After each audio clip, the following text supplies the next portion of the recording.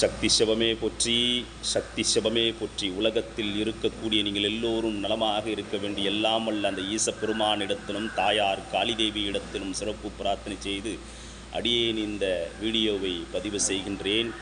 ஈசப்பெருமான் ஒரு 4 வரிகள் அற்புதமாக சொல்லியிருக்கிறார். மனிதகுலம் வாழ்வதற்கு, மனிதகுலம் கடைப்பிடிப்பதற்கு இந்த வார்த்தை இறைவனால் படைக்கப்பட்டவை, இறைவனால் எழுதப்பட்டவை.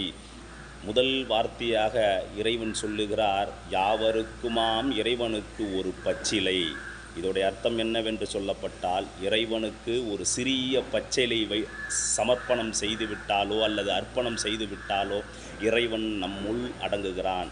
இறைவனுக்கு அதை இதை என்று எதுவும் கேட்கவில்லை. ஒரு பச்சிலை வைத்தால் இறைவன் நமக்கு அன்பான அடிமையாகிறார் என்பதுதான் ஈசப்பெருமானுடைய ஒரு அற்புதமான வார்த்தையாக கூறியிருக்கிறார்.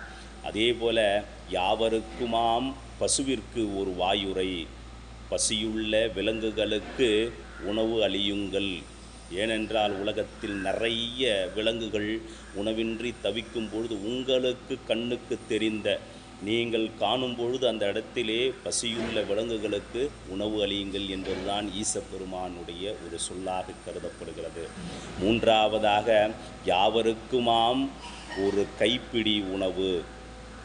நீங்கள் உணவு உண்ணும் பொழுது இயலாதவர்கள் யாராவது உணவு கொடுங்கள் என்று கேட்டால் அவர்களுக்கு உணவு அளியுங்கள். ஈசப்பெருமான் என்ன சொல்கிறார்?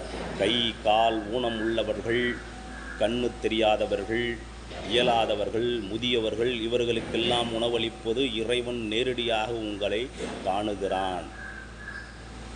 நான்காவதாக அற்புதமான ஒரு சொல்லியிருக்கிறார், யாவருக்குமாம் பிறருக்கு ஒரு இன்சொல். நீங்கள் பிறரிடத்தில் பேசும்பொழுது இனிமையான சொற்களையே உபயோகியுங்கள், தவறான வார்த்தைகளை எப்போதும் பேசாதீர்கள் என்பது இறைவனுடைய ஒரு அற்புத சொல்லாக இருக்கிறது. எவ்வளோ அற்புதமாக அழகாக கூறியுள்ளார் பாருங்கள். இதை கடைபிடித்தால் இறைவன் அருள் நமக்கு கிடைக்கும். ஓம் நம சிவாய. திருச்சிற்றம்பலம்.